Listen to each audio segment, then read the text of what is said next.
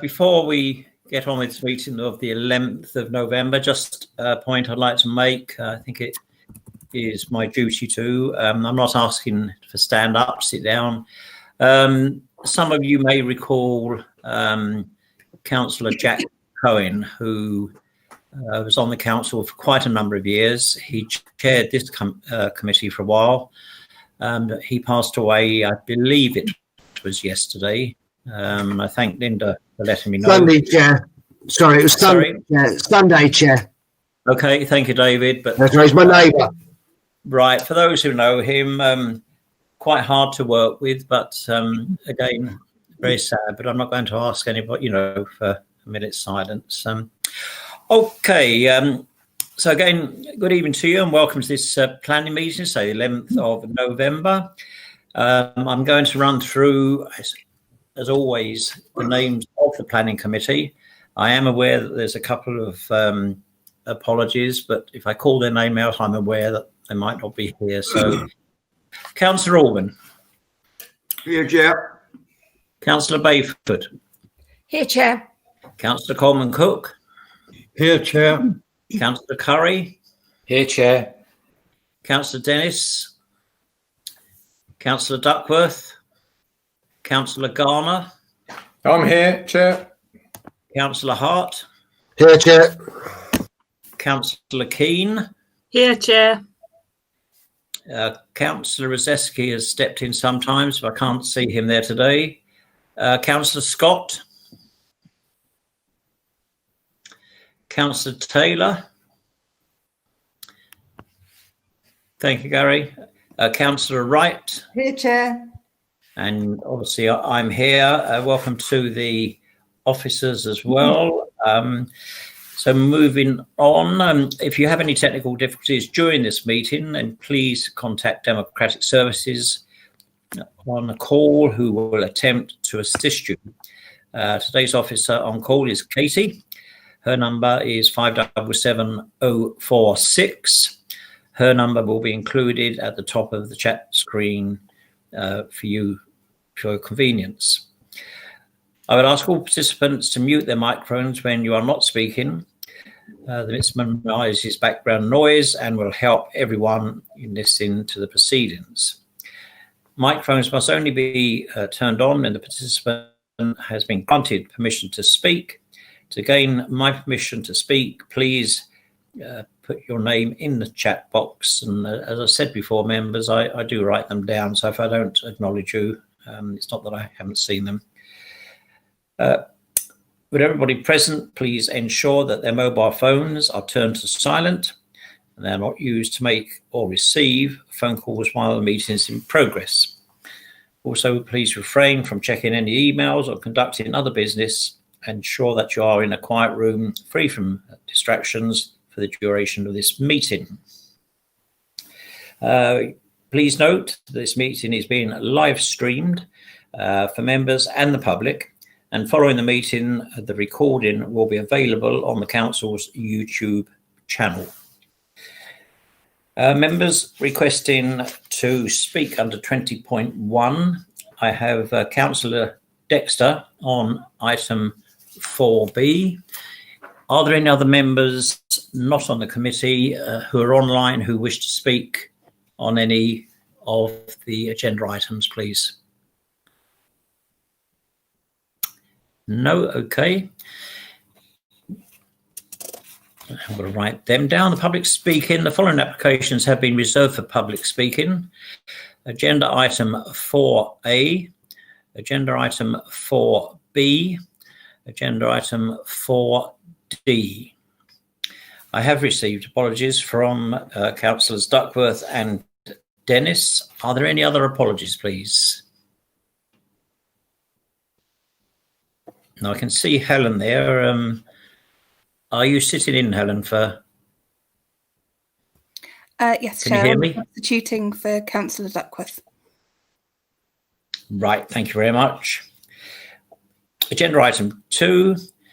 Are there any other declarations of interest? No. Agenda item 3. Minutes of the Planning Committee held held on the 21st of October 2020. Do members agree that the minutes of the Planning Committee held on the 21st of October be approved and signed by myself? Could I have a proposer, please? I'll propose that, Chair. Councillor Alban. Councillor Alban, thank you. A seconder? I'll second that, Chair. Councillor Coleman Cook. Thank you. Do you all agree? Agreed. Agreed, Chair. Yeah, thank you. Thank you. Agenda item 4, a schedule of planning applications and public speaking. Once again, members, site visits, if there's any decided for a site visit, we can't do those at the moment. I know I've mentioned that things are being looked into. The way we are with lockdown and so forth, once again, I think you appreciate we can't do it. Agenda item 4A, planning application for approval, 100 to 114 Harbour Parade Ramsgate. I will ask Suki now, please, to read the public statement against this application. Thank you, Suki. Chair. This is a statement by Mr. Vash Ratnasingham. Dear Councillors, I write with respect to the application which is listed for your determination at the Planning Committee, hereafter the committee meeting today. In the first instance, I submit that the application should be dismissed as the applicant has failed to provide any evidence that they have served the proprietor of the garden with notice of their application pursuant to Section 13 of the Town and Country Planning Development Management Procedure, England Order 2015. Alternatively, and with respect to the Planning Officer, Annabel Hemming, she has made a recommendation to the committee to support the application which is based on incorrect information. Annabel's recommendation relies upon the applicant's diagram, which wrongly depicts that the area to be enclosed as the roofs of 100 to 114 Harbour Parade. The applicant's diagram is clearly at odds with HM Land Registry's title plan for Kent Terrace. The title plan must take precedence over the applicant's diagram. On the basis of the title plan, part of the area that the applicant proposes to enclose with their fence forms the communal garden of Kent Terrace. Kent Terrace is located within the conservation area. 11 of the houses in Kent Terrace are Grade 2 listed properties. On the basis that the area to be enclosed is not just the roofs of 100 to 114 Harbour Parade, and is also the communal garden of Kent Terrace, the Council has a duty in law to preserve or enhance the special character of the conservation area because the houses are of historic interest. Josie Sinden, the Council's Senior Conservation Officer, opposed the application on 7th May 2020. In particular, she quoted the National Planning Policy Framework and said, "When considering whether to grant planning permission which affects a listed building or its setting, the local authority shall have special regard to the desirability of preserving the building or its setting or any features of special architectural or historic interest which it possesses." She also said, in particular, Section 16 of the National Planning Policy Framework states, "In determining applications, local planning authorities should take account of paragraph A, the desirability of sustaining and enhancing the significance of heritage assets and putting them to viable uses consistent with their conservation." The grant of planning permission would prevent members of the public from continuing to access and use the garden. As part of the area to be enclosed is the historic communal garden of Kent Terrace. In light of Josie's comments, which are based on statute, and in light of the Council's duty of care in law to preserve or enhance the special character of the conservation area, I respectfully request that the committee does not grant planning permission for the fence. Thank you for taking the time to listen to my submission.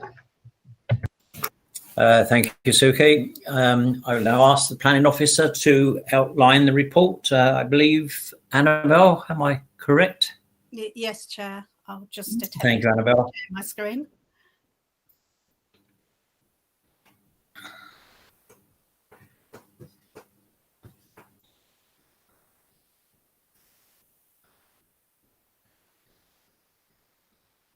Hopefully members can see my screen. Yep. Thank you. I have a further comment just before I do the presentation that has come in from the Ramsgate Heritage and Design Forum. subsequent to the agenda being published. To summarise it, they say the applicant has addressed their concerns and lowered the height of the proposed railings. They consider the details are required of how the railings would be fixed and stabilised. And they also comment that they are aware of a dispute over the rights to the site, which may merit a postponement and determination of the application until this is resolved. I'll now go on with the presentation. Thank you. This is the application site outlined in red.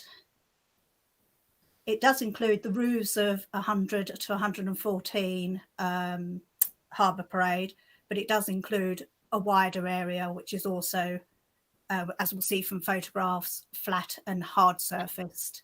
So we have Harbour Parade down here. We have Kent Place running off to the left of the site and Kent Terrace wrapping around the application site. Some aerial photographs of the site. So to get your bearings, we have the harbour off to the left here, the Wetherspoons Royal Pavilion, Royal Victoria Pavilion here. These are the properties in Harbour Parade 100 to 114 and Kent Terrace wrapping round. Looking at it again with the 3D version, you can see Harbour Parade here, and it gives some indications of the changes in level which exist in this area, with Harbour Parade and the properties along it being at a lower level to Kent Terrace and upper properties as you move away from the seafront. And again, this is the application site here, Kent Terrace wrapping round, and the units and Harbour Parade down here. So just looking at some photographs of the site. So this is taken from Harbour Parade. This is the first part, well, most of the terrace of units, 100 to 114. And wrapping around it behind, you can see some of the properties in Kent Terrace. So you can see the change in levels between them. This is the upper end of the terrace. And again, you can see it is at a lower level and Kent Terrace is wrapping around behind it. This is the end of the Alaturk restaurant we've just seen. And as you can see, that you can see the entrance to Kent Terrace, and it rises up behind those properties. This is turning the corner of the road we've just seen. You can see the Royal Pavilion, Wetherspoons pub at the rear there. And this is the area that would start to be enclosed by the proposed railings. This is looking at now in Kent Terrace, again, looking at the area that would be enclosed. So this is the area that's surrounded by the wall. And you can see the properties in Kent Terrace and an area that's being used for parking and obviously a roadway there. Again, looking back the other way, this is where the entrance to Kent Terrace would be. The other side of the properties that form sort of the L shape there. This actually gives a good view of the area to be enclosed, and also the contrast between, it shows clearly the railings that are already in Kent Terrace set in low dwarf walls along the frontage of some of the existing or most of the existing properties here. And this is a closer view of the railings, and you can see they're quite similar along the terrace, albeit there are a variety of some colours and changes, but they do tend to have the sort of fleur-de-lis capping to them. A couple of points have been raised in the discussion and throughout the determination of the application. Firstly, one is the ownership of the site, and also whether the actual site itself, the application site, is within the curtilage of the listed buildings in Kent Terrace. I'll take each one in turn. So firstly, concerns about the ownership of the site have been raised. The applicant in submitting the application served notice on one property, and as we've heard, this has been challenged by some of the local residents, saying there are other interested parties that have an interest and ownership of the site. officers have undertaken a land registry search in the last few days, and it has come up with the conclusion that the applicant does indeed own the majority of the site, apart from a small area at the end here. But they have served notice as required on the owner of that piece of land. So we are satisfied that the applicant is the owner or has carried out the required notification. So we're satisfied on that regard. In terms of whether the application is within the curtilage of a listed building, the majority, as has been mentioned, the majority of properties in Kent Terrace are listed. And it does appear at some time historically there was a functional relationship between the properties in Kent Terrace and part of this site. But it is clear from looking at the site that this relationship is no longer there, and the application site is no longer considered to be within the curtilage of development site, given things like the change in ownership and the use that's now being undertaken on the site. So that we do not consider there to be the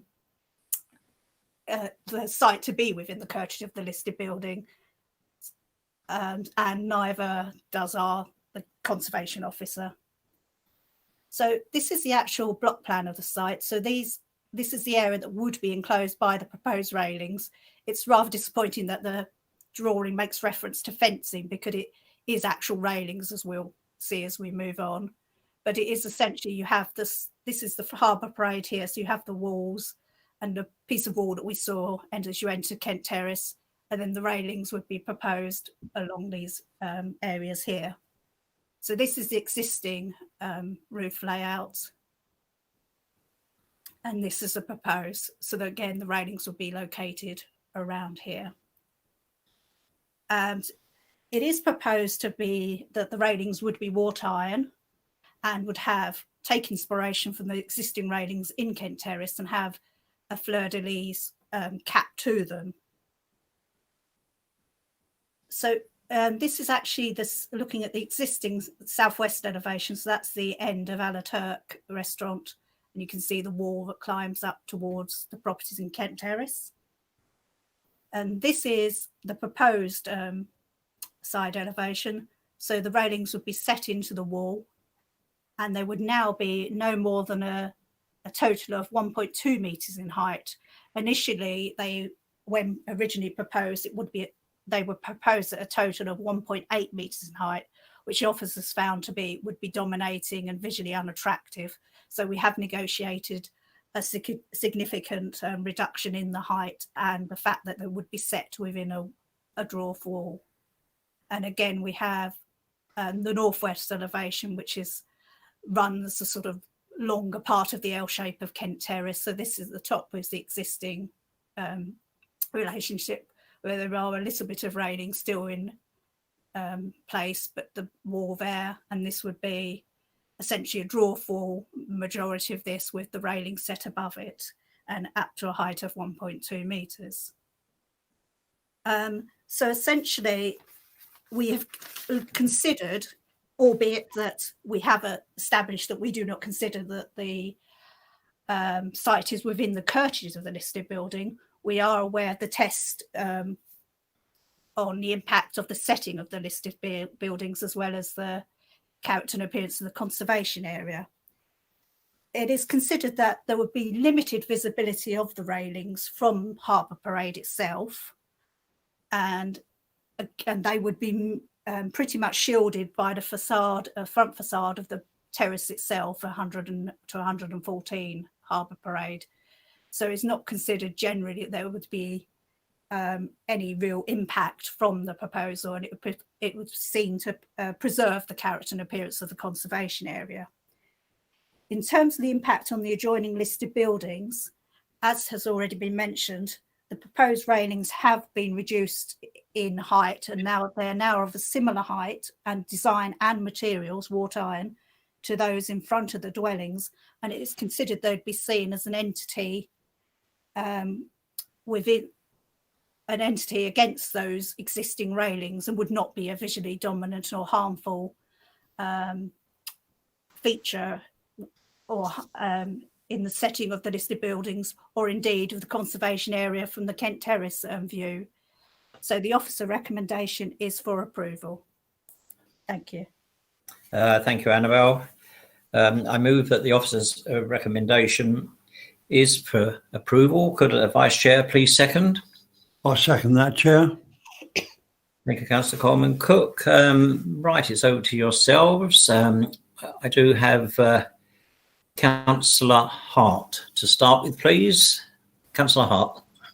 Thank you, Chair. Overall, I don't have an objection to this. The only caveat I have maybe is that are they trying to keep people out or trying to keep people in? So for an aesthetic point of view, I don't have an objection to it. But are they looking to do this so that they can then utilise the roof space as an entertaining area? And so therefore want to make sure that people are kept into it and secure in an area so they can't fall off the roof? Or is this just done literally to stop people getting onto the roof and causing damage and hurt to themselves? Thank you. Thank you, Councillor Hart. Annabelle, would you like to come back on that? It's something I thought of, I must admit. Yes, Chair. The applicants have advised that they've had trouble in the past with fly tipping and people walking across the roof. And in some areas, the roof is quite fragile and obviously not expecting to be walked over on a common basis, and people apparently use it as a shortcut. So they are intending to essentially keep people out. So it's more to provide that visual deterrent to keep people out rather than, yes, as you say, to make use of it. And that if it was to be made use of as a roof terrace with tables and chairs, etc., that would require a grant of planning consent, which is not before us. Yes, thank you for that. Councillor Orban. Yeah, thank you, Chair. Firstly, I say I called this in, Chair, because of the previous application and representation from the residents of Kent Terrace. And as for, I've just got a reply to Annabelle there as for in relation to what the owners have said about a shortcut. A shortcut to where? It doesn't actually go anywhere. Yeah. The roof area there, before the wall was constructed, I must say the wall in itself is a disgraceful bit of construction, and how it was ever approved there for being adjacent to the listed buildings and within a conservation area is beyond me. However, before the wall was erected and the land, that roof was used by the residents of Kent Terrace because they parked their cars there. And as for the roof not being supportive, the cars were parked on it. So I can't see it not ever being supportive. So I dispel all of those, Chairman. I have to say, I think even if we accept that the ownership is within, or part of it, the major part of it is with the ownership of the applicant, they will still be building on an area of land which isn't within their ownership. And I don't accept that, although that in itself doesn't stop them from applying for an application. That will be a fight between the owner of that land and them. However, the situation of the railings upon this disgusting wall will actually make it very, very enclosed. I went up there this morning to actually have a look. And for those members who've never been there or have never been up there, it's very, very tight up there. The area of you can't turn a car around when you drive up into there. You have to back in or back up. Certainly, as far as the area between the railings of the houses and the wall and the railings that the restaurant wants to put up is very small. So therefore, in my opinion, Chair, it will have a very enclosed feeling for the residents. In fact, it'll probably look like a prison to the residents. And on that basis, Chairman, I could not possibly support this application and fully support the residents in their attempt to get this stopped. Thank you very much, Chairman.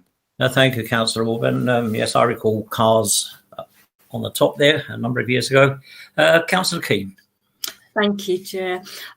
Yeah, I just wanted some clarity, for the bit that's not owned by the applicant. I know you said that it's had notice served on it, but has there been any response from the owner of that part? Is he supportive of the plan? Do we know? I'm not aware there's been a response or representation from that particular owner to us on the application. So I do not know yet whether they've commented directly to the applicant, their support or otherwise. But yes, as has been mentioned, a grant of planning permission doesn't override any other ownership issues. So there could still be third-party civil matters that have to be dealt with in terms of other owners. Right. Okay, thank you. Thank you, Councillor Wright. Mr. Chairman, thank you. If we were of a mind to approve this application, could we put a condition on it that it could not be used for the use of any form of entertainment, i.e. roof terrace garden or kind of like community activity? I'm sure we can. I'll come back to Annabelle on that one. Can you answer that at all, Annabelle? Yes, that would to use it for those sorts of uses, it would need planning permission, but I'm sure we could put an informative or something to that effect onto this consent if members were minded to go that way. Thank you. I have a question, if I may, and I think if it's fair to go to Ian. With the subject of legal proceedings taking place or maybe taking place on this, how do we stand if approved through the committee? Thank you, Chair. In terms of any proceedings to do with civil matters and sort of disputes over ownership, then, as Annabelle's already mentioned, theoretically consent could be granted, but obviously it never means that anyone can automatically implement those consents and actually put the railings up. I think just to come back on the point with regards to the serving of notice, it's as I understand it from looking at the application form and then looking at the land registry documents, it's the tenant of the unit. I think it's Ala Turk that's below that's been served notice on, and the other person that owns part of the application site is the applicant. So it is pretty sort of straightforward in terms of who is down on land registry documents as to owning or has an interest in the site. As for any separate disputes between residents of Kent Terrace with regards to the site, that is entirely separate and would not be prejudiced by virtue of the committee granting permission in this instance. Thank you for that, Ian. It's just something that came through my mind. Councillor Orban, you wish to come back? Yes, please, Chair. Just one point, Chair. I don't want to labour the matter. But the roof area, to get on the roof, you can't get from the restaurant to the roof without coming up the side of Kent Terrace and walking all the way around. Plus, they would have to put a gate in and remove part of the wall for them to actually get in. So I doubt very much if it is for that use. But again, as Annabelle has said, that they would need a separate application for that. Yes. However, I would like to say that the wall and a 1.2 metre high railings will not stop anybody getting on the roof, and the applicant's view of that, I don't really know what this is for, whether it's just a demarcation part, I guess, for their point of view.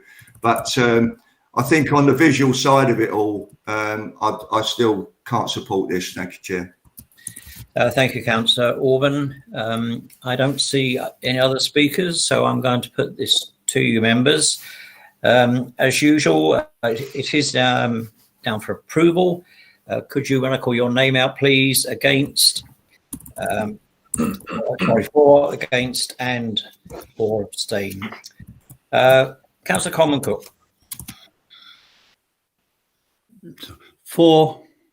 Councillor Orban. Against. Councillor Bayford. For. Councillor Curry. Against. Councillor Garner. Against. Councillor Hart. For. Councillor Keane. Against. Councillor Rattigan. Against. Councillor Scott. I'll have to abstain on this one, Chair. Thank you. Councillor Taylor. Can you hear us, Gary? Councillor Taylor. Against. Thank you, Gary. Councillor Whitehead. Against. Councillor Wright. For. And myself, I'm against. I think that is that has been refused. So, Chair, the motion has fallen. I wonder if I could advise the committee at this point. Please, yes, please, Ian. Thank you. Thank you. So, Councillor Orban sort of had outlined a few of the particular concerns with regards to this application. I wonder whether or not it's worth just a short discussion on this in terms of the previous application that was refused by the council.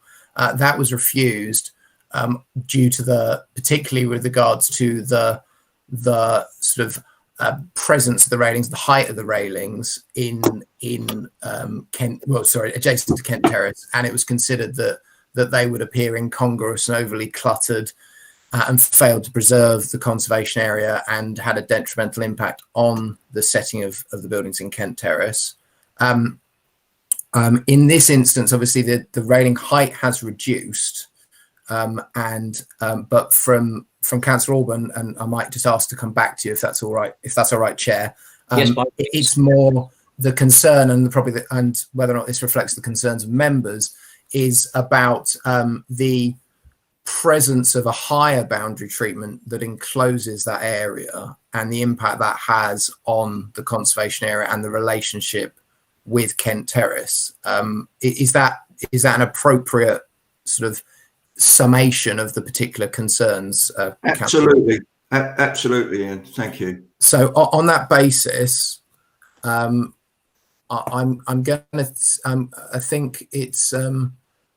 I'm just tweaking something that I'm just writing, so it might be worth just summarising then and going through. So, if I may sort of put this motion forward, and obviously it would need a proposer and then a seconder. The application would then be refused on by virtue of the design and height of the railings, and design there is covering its presence. So design and height of the railings proposed would appear incongruous and overly cluttered, failing to preserve or enhance the special character and appearance of the Ramsgate Conservation Area, resulting in a detrimental impact on the significance of both the conservation area and competing with the listed buildings and structures in Kent Terrace, not outweighed by any public benefit. And as a result, the development would be contrary to the aims of the particular policies, and these are the particular policies which relate to design, conservation and listed buildings. So these are QDO2, HEO2, HEO3 of the local plan, and the particular paragraphs of the MPPF, which are relevant in this instance, which is 127, 130, 196, 197, and 200 of the MPPF. So, Chair, if with your permission, if we could get a proposer and potentially a seconder, and then a vote on that, if that. Thank you, Ian. And thank you for coming through to that. So, you've heard Mr. Livingston's thoughts there. I'd like a proposer for. I'll propose that, Chair. Thank you. Orban, and a seconder. I'll second that, Chair. Thank you. That's Gary. Yes. Councillor Curry, Chair. Beg your pardon. Okay, so you've heard that. So once again, I will go through your names for, against, or abstain. As usual, Councillor Coleman Cook. This is for the wording that Mr. Livingston has stated. For. Councillor Orban? For. Councillor Bayford? I was for the proposal, so can you advise me? You'd be against. So I'll be against. Thank you. Yeah. Councillor Curry? For. Councillor Garner? For. Councillor Hart? Against, Chair. Councillor Keane? For. Councillor Raskin? For. Councillor Scott, you're not coming in on this one? Abstaining again, yes, Chair. Thank you. Councillor Taylor? For. Councillor Whitehead? For. Councillor Wright? Against. And me, I'm for. So I believe that motion there has been carried. Thank you, Ian, for that. Okay, I can't see what the numbers are, but also on my screen here I have a note from Councillor Scott. Yes, obviously accept being late. I know you work, Matthew, and regarding the dates of the meetings, I can't answer that at the moment, but I'm sure we can look into see what's gone wrong there. Thank you.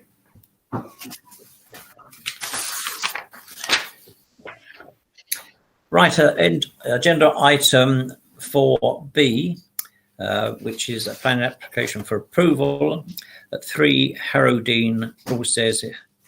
An officer will now read out the public speaking statement. So I'm going back over to Suki, please. Thank you, Chair.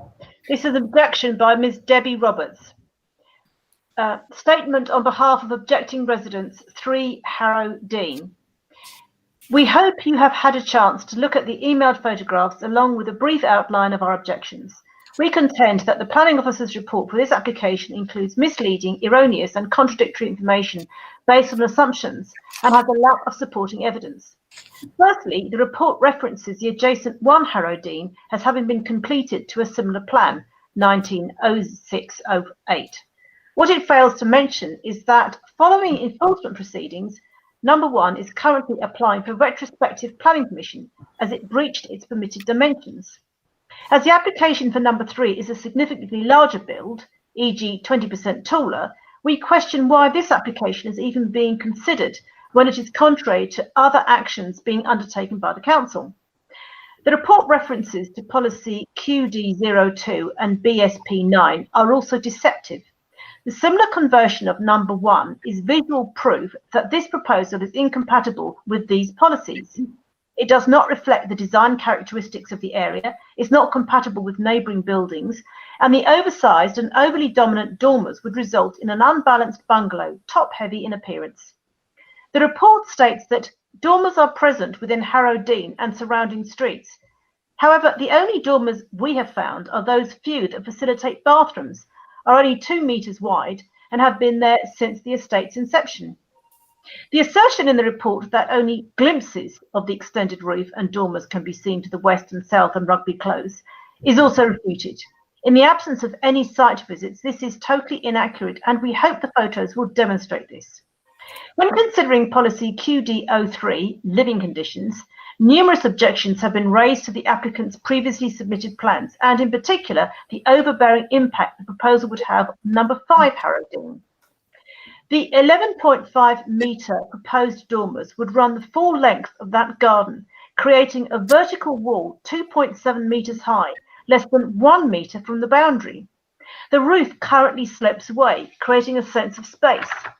As the deep dormers proposed are set so close to the roof edge, that sense of space would instantly disappear, resulting in enclosure.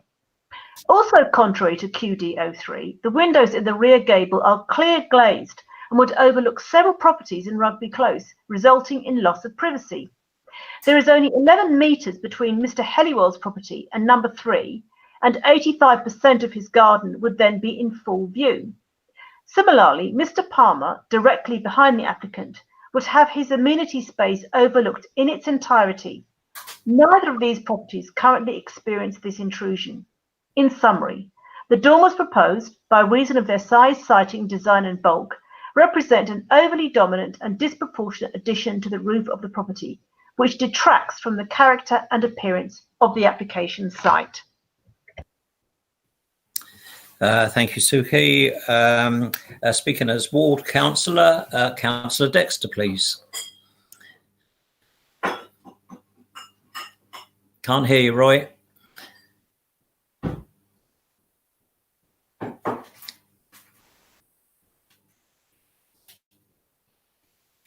Turn your mic on, Roy. Yeah, I'm trying to do that right now. You are. We can hear you. Oh, can you hear me now? Yes, thank you. Okay, well, thank you, Mr. Chairman. I request that members of the Planning Committee consider this application for refusal. The statutory consultee Broadstairs and St Peters Town Council on the 5th of October made the unanimous decision to recommend that this application be refused on the grounds that the two dormers will have an overbearing impact leading to a sense of enclosure plus a total loss of the neighbours' privacy. The public and numerous members of the St Peters community also have many objections and concerns regarding this proposed extension, including overbearing impact, close to neighbouring properties, noise, loss of privacy, loss of neighbours' outlook, and loss of light.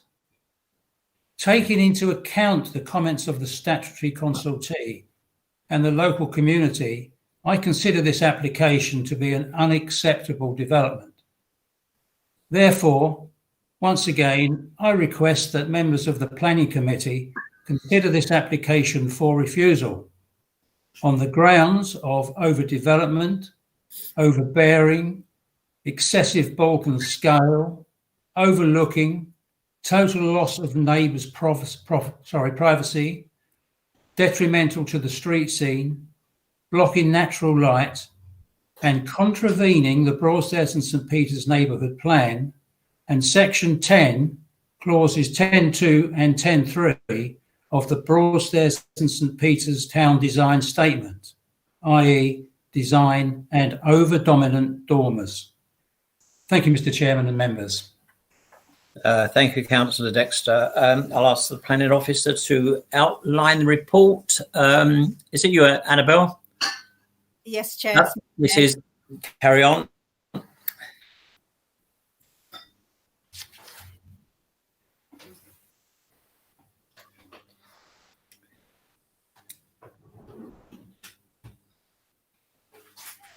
Right, hopefully members can see my screen. You can. Just a quick update before I do the presentation. We've had 5 additional representations objecting to the application since the agenda being published. They are all from people who have already commented on the application, and they do not raise any new concerns that weren't already summarised in the committee report. So this is the application site, obviously outlined in red as normal. Number 1 and number 3 are set back in this part of the road, with numbers 5 and 7 set further forward to Harradine. Rugby Close wraps around and to the rear of the site. So this is the aerial view of the site. This is number 1, the application site number 3 here, and numbers 5 and 7. And again, we can see Rugby Close wrapping round to the left and to the rear of the site. This is a 3D version of the applications and the surrounding area, application site and surrounding area. This is number 1, obviously before anything has been built on it. The application site number 3 here, number 5 and number 7, and this is Rugby Close running off on the right-hand side and wrapping round. This is a photograph, obviously. Here is number 3, the application site. This is number 1, with the dormers that have been built. I will point out that has been mentioned, there was an approval granted for number 1 for the raising of the roof and dormers to the side, but it was a smaller dormers, an increase that has been approved compared to what has been built out. And I will show you later on in the presentation what was actually approved on number 1. But you can see here that number 3 sits here, and then numbers 5 and 7 and other properties as you go further along Harrodine are actually 2-storey. Again, you can see the relationship between number 1 with the dormers that have been built out, which have actually just been refused. The application to retain those dormers was actually refused yesterday because of the scale and size and relationship of them. Number 3 sits here, and as you can see, it is a bungalow. And again, moving further along Harrodine, you can see number 3, the edge of number 1 with its dormer, and the 2-storey dwellings as you move further down.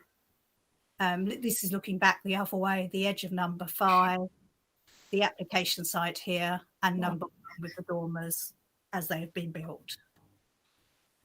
So this is the block plan. You can see number 1 here and number 3 being similar in design, and number 5, number 7 sitting forward of that and being of a similar design but of themselves.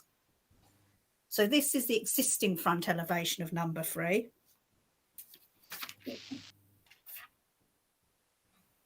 This is how it's proposed to be. You can see the front elevation, the ridge height.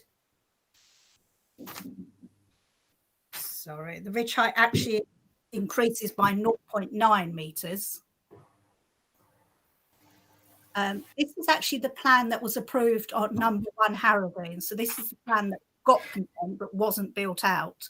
And I think you would see there are similarities between what is being proposed now at number 3 as to what was approved at number 1, not what has been built out and has at number 1 has subsequently been now refused. This is the existing rear elevation and the proposed rear elevation. Again, you can see the roof has been raised and the dormers in situ. The existing side elevation and the dormers. And as has been mentioned, the dormers would be 11.5 meters long, 2.7 meters in height, and have a depth of 3.5 meters. This is the other existing side elevation, and again the proposed side elevation. In this instance, the dormers would be set in from both the front and the rear by 1 meter, so 1 meter here and 1 meter there, and also set up from the eaves by 0.5 meters and also down from the ridge by 0.5 meters. They would be tile hung, and all the windows within both dormers would be obscure glazed and only have high level fan lights that are openable. So we have the existing ground floor and the proposed ground floor. There are, as you will see, there are at a different scale, but they broadly remain the same. There are some internal alterations, but it does not physically get bigger. It is just a change in the scale of the drawings. Then we have the proposed first floor. And as has been mentioned, there are also windows as well as the dormers proposed to the side with the obscure glazed windows. There is a window proposed to the rear and windows facing to the front. But given the separation distances between the application site and the surrounding dwellings, including some 25 metres between the dwellings and the ones to the rear, number 3 and the dwellings to the rear, it is considered that there would be sufficient space for the development to take place without having an adverse effect on the residential amenities of neighbours in terms of a sense of enclosure, loss of light or overlooking from the development as proposed. It is a balanced judgment, but officers are recommending that the application be approved. Thank you. Thank you, Annabelle. I move the officer's recommendation is adopted. Could the Vice Chair please second? I'll second that, Chair. Thank you, Councillor Coleman. Cook, coming in, Councillor Palmer, please. Yeah, thank you, Chair. Yeah, as you've probably seen, I called this application in after speaking to a large number of the residents around there who had concerns. And I must say, when I called it in to be decided by us if the planning officer was minded to approve it, after looking at the plans and looking at the next door extension, I wasn't really expecting it to get this far. And I was quite surprised to see it come up on the agenda. As Annabelle mentioned, the plans for this application are very similar to those for number 1 next door, which, as she also mentions, were yesterday rejected by a different planning officer. And I think I've had a look through the report for the rejection for number 1, and I think that sums up quite well why this should also be rejected, I believe.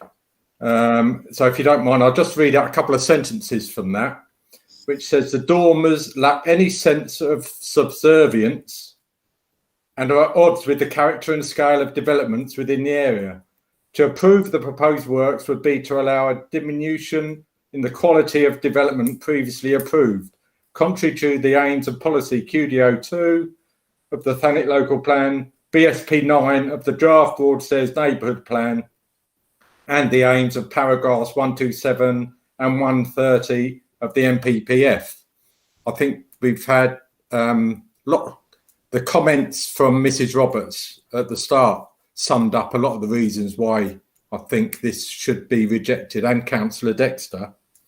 And we would find ourselves, I think, if this were to be approved, we would find ourselves in a rather ridiculous situation of having a builder removing the dormers from number 1, while at the same time building the same structure, more or less, next door at number 3. So I can't see any reason why this application should be approved. Thank you. Thank you, Councillor Garner. Councillor Bayford. Thank you, Chair. I also feel that this development is quite unreasonable. I think number 1 looks terrible, albeit larger than what was for which permission was given. I think that it's a clear example of over-dominant dormers, detracting from the street scene and certainly detracting from the amenity of the neighbours. So I can't support this application. Thank you, Chair. Thank you, Councillor Bayford. Before I bring in Councillor Hart, Annabelle, you wish to come back? Yes, please, Chair. I just wanted to clarify that there may have been a bit of a misunderstanding. We're not saying the proposal at number 3 that's before you today is similar to what's been constructed at number 1. It's rather what has been approved at number 1 and accepted, not the plans that were refused yesterday. So it's smaller and different to the plans that have been refused yesterday on number 1, i.e. the plans that have been built out. But it's similar to the plans that were approved at number 1, just to give that clarification to members. Thank you. Councillor Hart. Yeah, thank you, Chair. I'm in a mind to agree with a lot of my other councillors. I think this is an over-dominant building, and I think it's a shame because some of these estates were built back in the day when they wanted a mixture of residents in the estate. So therefore you had 4-bedroom detached houses, 3-bedroom semis, bungalows. So you've got a mix of people that lived in that estate. So you had a nice feel about the estate. And I think it's quite a shame that when you get these bungalows where an older generation can live and mix with another generation of people, that is being lost because people are being greedy and just want to build up and dominate the scene. And I think that's quite a shame and a bad reflection on our community as such. But I also feel that this is far too dominant for the scene there. And I think it's a great shame that houses like this or bungalows like this are being lost to the community. Thank you. Thank you, Councillor Hart. Councillor Curry. Thank you, Chair. Once again, I do feel this application has a noticeable adverse effect on the appearance of the area and the especially next door, the loss of privacy for number 5. If I was living at number 5, I would not be happy at all with this, and I will not be supporting this application. Thank you. Thank you, Councillor Curry. Councillor Garner, you wish to come back? Yeah, just on the similarities with number 1. I mean, I know number 1 was built larger than the plans because the plans didn't work. So the plans for this at number 3 are, I believe, larger and higher than the plans that were approved for number 1. They're not the same as the plans that were approved for number 1. And I agree with obviously all the other councillors who've spoken. Thank you for that. So, Councillor Orban. Yeah, thank you, Chair. Just a couple of questions, please, for Annabelle. I just want to go back to number 1 and on the original application that has been approved. And I think we've got to be circumspect about this. As far as that is concerned, can you two questions? Were there a lot of objections in relation to the application that was approved at number 1? And secondly, was part of that application that was approved at number 1 to raise the roof height, the existing roof height, as is the case at number 3? Annabelle? I can answer one of those questions. Yes, it was proposed to raise the roof ridge height as well as add the dormers at number 1 with the scheme that was approved. I don't have access to the report for number 1, but I was aware there were some objections. I couldn't give you the exact number for that. Can I come back, Chair? Yes, Councillor. Could you advise whether it was an officer decision to approve or was it a member decision? It was a delegated decision, yes. Thank you. Thank you. I can't see now any other speakers. So once again, I'm going to put this to you. I put the motion to the officer recommendation for approval. Once again, if you're for, against, or abstain, so I'll call your names out. Councillor Coleman Cook. Against. Councillor Orban. Against. Councillor Bayford. Against. Councillor Curry. Against. Councillor Garner. Against. Councillor Hart. Against, Chair. Councillor Keane. Against. Councillor Rattigan. Against. Councillor Scott, are you with us on this one? Against, Chair. Thank you. Councillor Taylor. Against. Councillor Whitehead. Against. Councillor Wright. Against. And I am as well. I think that really has carried, that's fallen. Thank you. Mr. Livingston, are we coming over to you or? I can come back on that, Chair. Thank you. So a number of members have mentioned the particular point. I think this is the consistent line, is the concern about the size and prominent sighting of those dormer windows in their view. And I think that there's a motion that, again, I could put forward to members that would, I think, encapsulate that and give the policy background that to sort of back up those concerns. I did just want to pick up a point, because a couple of members did mention about the impact on neighbouring properties. Obviously, one of the things that is dealt with in the report is to ensure that the windows that face onto neighbours are obscure, glazed and non-opening above a certain finished floor level. So in officers' views, I think it would be difficult to sustain an objection on overlooking or loss of privacy. Therefore, I suppose the ground of refusal that a member may wish to put forward would be on the particular concerns with regards to the size and sighting of the dormers, The particular policy is QDO2 of the local plan. Mention was made there of the Broadstairs neighbourhood plan, which is considered within the report. That is a particular, it's a draft neighbourhood plan, but it has weight within the determination of applications by virtue of the fact that it's proceeding to referendum, expected sort of early next year. And that policy particularly talks about the design within Broadstairs and is a sort of bolstering policy again to QDO2.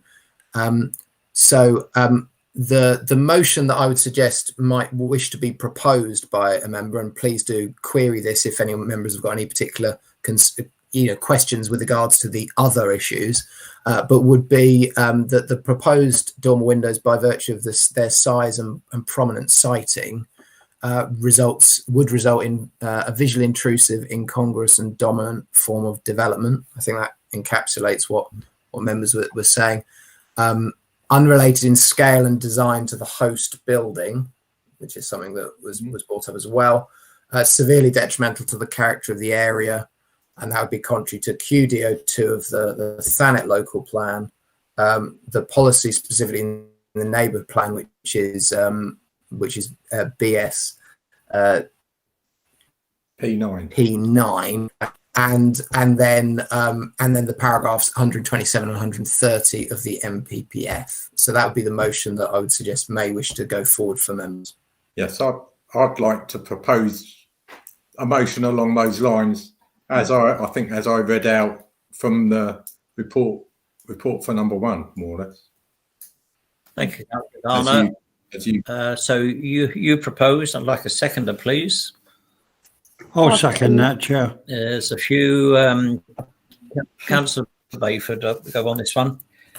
Okay, so once again, members, I will go through your names for, against, or abstain for the new motion that Mr. Livingston has read to you. Councillor Coleman-Cook. For. Councillor Orban. Sorry, Chair, for. Councillor Bayford. For. Councillor Curry. For. Councillor Garner. For. Councillor Hart. For, Chair. Councillor Keane. For. Councillor Rattigan. For. Councillor Scott. For, Chair. Councillor Taylor. For.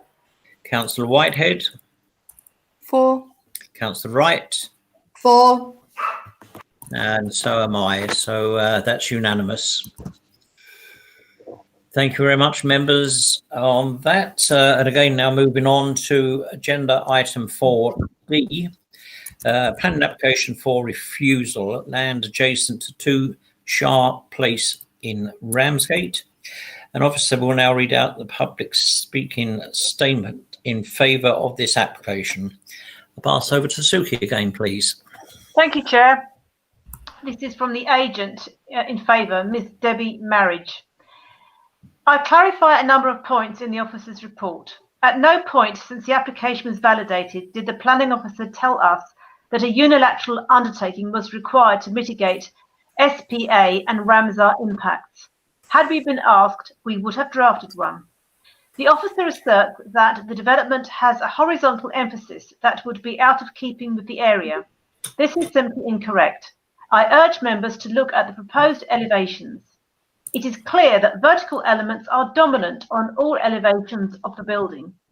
The window proportions are similar to the recently approved dwellings on the opposite side of the road on Chatham Street at 2A Park Road and echo the sash window proportions on 1 and 2 Shah Place. Far from having little detailing, the facades have the level of detailing one would expect on a contemporary building. Deep reveals in a contrasting yellow and a mixed palette of materials give the building interest. Too much detailing would be overly fussy and detract from the contemporary aesthetic. The officer asserts that the development would block light to the rear ground floor of 2 Shah Place. Contrary to her report, there is no evidence of a habitable room at the rear of 2 Shah Place, only a kitchen. There are windows in the rear of 76 Chatham Street, but the applicant's full daylight study plans show that they would receive some sunlight at different times of day and year. It must be stressed that this is a courtyard-style development and some degree of mutual overshadowing will occur on the inner facades if this site is to be developed. To require no overshadowing at all will mean the site is undevelopable. Several times the officer states that habitable room windows in the proposed flats would be obscured glazed. She does not explain that the obscure glazed windows to which she refers are small secondary windows in the north elevation, and that the lounges to flats 3 and 4 each have 2 much larger, non-obscured glazed windows in the south elevation. This is very misleading. All the habitable areas of the proposed flats have ample windows and outlook. The argument that the roof terrace is not adequate play space is unconvincing. Surely children are better served to have an outdoor space at height, away from street-level traffic pollution. If the fencing is considered too dangerous, a planning condition can be imposed requiring additional safety features. In any event, toddlers are likely to be supervised on the roof terrace. This application will mean the redevelopment of a rundown brownfield site in the centre of the town. No objections have been received from any neighbours or consultees. We ask officers to approve this scheme. Thank you very much, Suki. Once again, I'm asking the planning officer to outline the report. Who is... You gone quiet on me?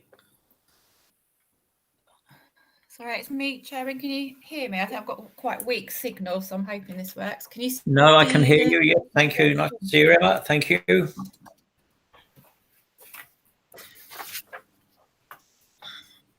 Okay, so this is the application site outlined in red here. So on the left is Shah Place. On the right-hand side here is Margate Road leading into Chatham Street. And then to the south here is Park Road. This is a image of the site. So the site is here, it's a triangular piece of land surrounded by these 3 roads. And to the south of the slide here, this is the conservation area. So the site lies outside of the conservation area, but is close to the boundary of it. And on this corner here is a listed building. So this is just a closer shot of that. So you can see that again, the listed building here and the conservation area boundary. And then the piece of land we're referring to is this area here, which is, you can see an undeveloped piece of land adjacent to existing development. So this is just a few views from different angles. So again, the application site you can see is here.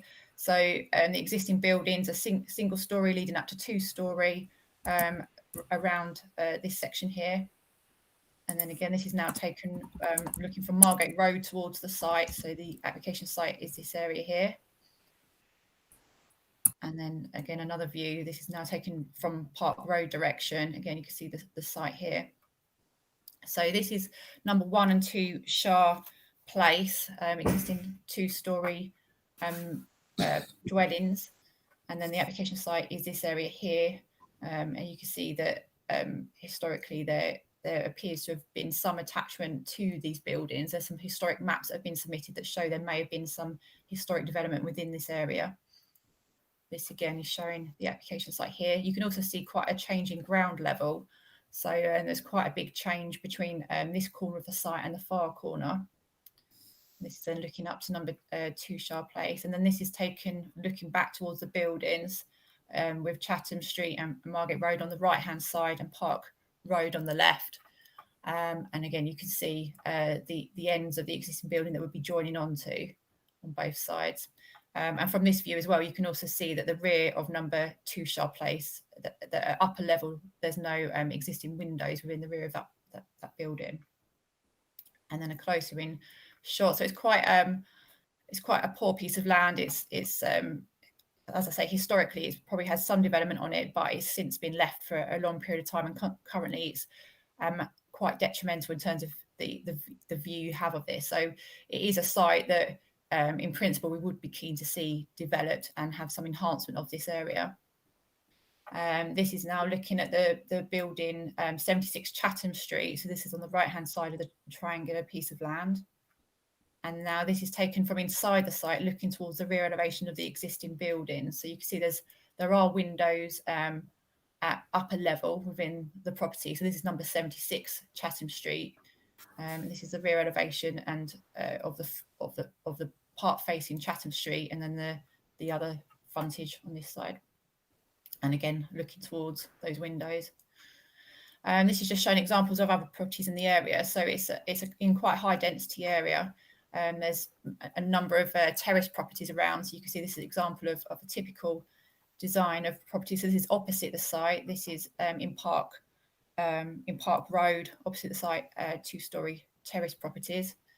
And then this is Boundary Road that leads into the Park Road. And again, examples of terrace properties that you can see in the area.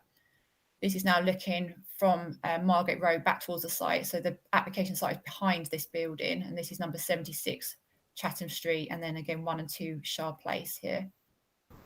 And then this is again just showing 1 and 2 Shard Place and the property opposite. So there's not really any frontage opposite the site. It's the side elevation here and on this area here. And then this is now looking from the conservation area towards the site. So the listed building is this property here on the right. And again, the application site is this area here. So in considering this, the proposal is for a 2 to 3 storey building containing 2 2-bed flats and 2 1-bed flats. So this is the elevation onto Shard Place. So this again is number 1 and 2 Shard Place. And this is the proposed building joining onto it. So it's 2-storey in height with a flat roof with a parapet wall at the front. You can see though there's no entrance door onto this area. So looking in terms of the pattern of development, you can see that everything around here has quite a vertical emphasis. So again, the properties here both single units with entrance doors, but the proposal here is showing a number of different windows. This is now wrapping round, so this is now fronting onto Park Road. So this is the full width of the development, and again you can see through from this plan the real change in ground level. So it starts at 2 stories where it was in Shard Place, but by this point here it's reached 3 stories, and therefore the story then drops again in order to achieve 2 stories again, extending onto this corner. There's a single entrance point into the building, which is in this location here, and you can see again the windows design. So there's a variety of window proportions along here, different window designs, some smaller, some longer windows. And this now wraps around to the other side. So this again now is 76 Chatham Street. So this property here is 2-storey, dropping to single story. But again, because of the ground level difference, this now at 2-storey level is not significantly higher than the single story element of 76 Chatham Street. And again, you can see on this element here, again, there's no entrance onto the street. At roof level, there's a roof terrace being provided because of the constrained size and shape of the site. There's limited space, so there's no yard area or garden area being provided for the units other than at roof level. So this is the Dorset play space area that's being provided for the development. And this is just showing the internal view of the building. So this is the rear elevation internally of the building as it wraps around. So this is just some visuals showing the development. So this is the elevation that would be fronting Park Road. Again, showing the ground level changes and the height changes. And again, you can see now the roof terrace area. And then this taken again from the other side. So with Park Road on the left and Chatham Street on the right. And again, you can see the change in window shapes, and again the roof terrace and its relationship with the building behind. At this level, you can also see that in order to try and prevent any overlooking of the property behind, a mesh roof screen area has been provided along the rear of the roof, so in order to prevent overlooking down into the windows. So this is the ground floor plan of the development. So it's showing a 2-bed flat on the right hand side here, the central access point into the building, and on the left is refuse stores and cycle storage areas. This is at first floor level, so you can see that there's a single bedroom flat on the left and a 2-bedroom flat on the right hand side here, accessed from this central staircase. There are windows provided within the rear elevation. It's proposed that these would be obscure glazed, but there is some concern the fact that there will be obscure glaze into these windows, and therefore the impact for the future occupiers of the development, and the fact that that will reduce light and outlook within the rooms served by those windows. This is the second floor plan, so showing again the 1-bedroom flat on the left, and then the roof terrace area on the right hand side here. And then this again is just the roof plan now, showing just that roof terrace area and the flat roof area here. So in terms of the proximity to the properties behind, you can see in terms of 1 and 2 Shard Place in this area here, and then 76 Chatham Street, it's in quite close proximity to the building. So for example, this line here is showing a distance of only 8 metres between the rear section of this building and the roof level. So it's very close proximity. So concern has been raised with the impact to windows within this rear area, and daylight studies have been submitted which have shown that given the location of the development to the south of the site and the movement of any of the sun around, it would significantly block light and outlook from these windows. This is just a section plan showing again the relationship between the proposed development and the existing building. So the proposed development on the right here and the existing buildings on the left. And then a section plan again from Park Road, just showing the height of the building and again the roof terrace area. And then this is a plan showing the impact on windows. So again, from roof terrace level, there would have been some overlooking, but the screening has been proposed. And this is the internal elevation looking back out again, showing that these would be obscure glazed windows. And again, at roof terrace level, this is the example here of the mesh privacy screening that's proposed at the rear at a height of 1.8 metres. So again, just to look at the impact on the neighbours, this property here, as you saw, has no upper level windows, but there are windows located within the rear of the properties here. So it is felt that there will be a significant impact on the light and outlook of these windows. Furthermore, as you can see, there's limited space for doorstep play space, and therefore this is located at roof level. And this is considered to be sort of an unacceptable location in order to achieve secure doorstep play space. So it's considered that this isn't particularly safe with a 1.4 metre high railings around it. It's not particularly secure and safe doorstep play space for children, and therefore that has been another concern. In terms of the actual design of the development, whilst it is appreciated that this is a difficult site to try and develop, and whilst we would encourage the development of the site because of the existing eyesore of the site, the concern with the development is that it appears quite wide and quite a big mass.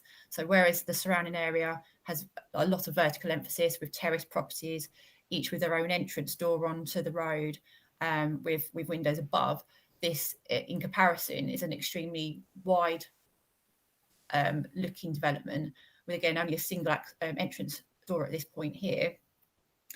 So it's considered it has quite a horizontal emphasis, and this is further exacerbated by the flat roof design that's proposed. So again, on the existing building, it's got the pitched roof around it, whereas this is now entirely flat roof along the full width of the building.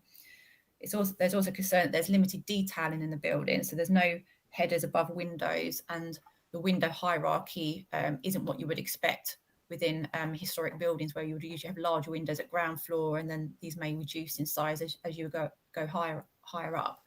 These again, you can see a variety of different window sizes, which aren't really traditional for historic area, an area that falls within the setting of the conservation area. So the other concern is the roof terrace, the actual visual impact of the roof terrace. So it's considered to be quite an alien feature at roof level. It's shown on the plan that there would be seating areas and tables and things. So you would be expecting that people would be using this space. And the concern is that from the views from the conservation area looking towards this space, it's very prominent and has long views of this roof terrace. And it's not, again, a typical feature that you would expect on a building within the setting of a conservation area. So this is quite an alien feature that we wouldn't expect to see. So this actually also causes harm to the character of the area.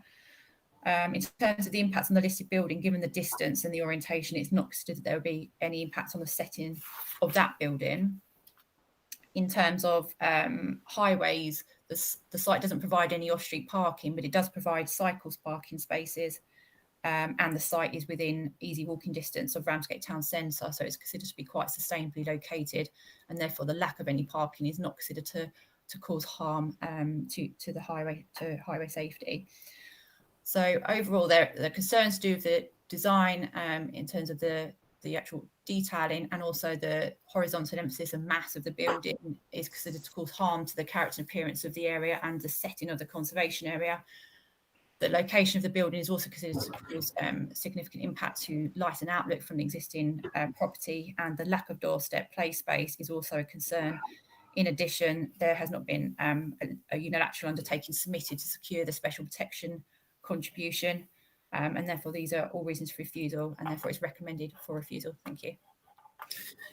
Thank you, Emma. I move the officer's recommendation is adopted. Could the Vice Chair please second? I'll second that, Chair. Thank you, Councillor Coleman-Cook. I will go straight over to Councillor Orban, please. Yeah, thank you, Chair. This site has been derelict for ages, and something needs to be done with it, but not this. This is totally and utterly wrong design. It might be all right for IKEA, but not for flats. It should be in that area. In my humble opinion, should be a more traditional design. I just think they're just cramming that space full. And as for the roof terrace, well, vehicle pollution will go up. You know, it will go up. So any kids on the top of that roof terrace will probably choke to death. I totally and utterly support the officer's recommendations, and I hope the rest of the committee do too. Thank you, Chair. Thank you, Councillor Orban. Councillor Bayford. Thank you, Chair. I also support the officer's recommendation. I understand that there is need for development in this space, but I agree entirely with Councillor Orban. This is not the one. I think it's visually unattractive externally and internally. With the obscured the windows, I think. What can I say? I think it would be quite uncomfortable for people living there. And I also feel that the roof terrace is dangerous in terms of the height and danger of falling, and also of pollution. So I totally agree that I with the officer's recommendation, and would like to refuse this application. Thank you, Chair. Councillor Bayford. Councillor Taylor. Yeah, I fully back what Annabelle has said tonight, and Councillor Orban has said, and actually wrote down about the vehicles all past it. It's such a busy junction there, and the vehicle fumes. Well, that's going to add to it, and it's such a bulky looking building. I just can't see how you make good of that space. It's just too much. I agree it does need developing, and it certainly needs a tidy up. If I can go ahead even without this development, if it is approved, but I'm definitely supporting the officer's recommendation of refusal. Thank you, Councillor Taylor. Councillor Garner. Thank you. Yeah, I'm in agreement with what's been said, but this is, and also in agreement, this does need developing. It does need something on it, some homes on it.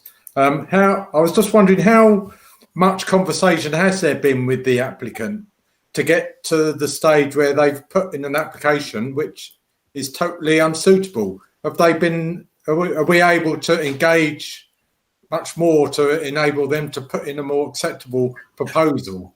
And I agree with what Councillor Taylor said about it needing a tidy up. I mean, we can see that car that must have been there a number of years because it's been spray painted. Could we at least get it applicant to tidy up the site. Thank you.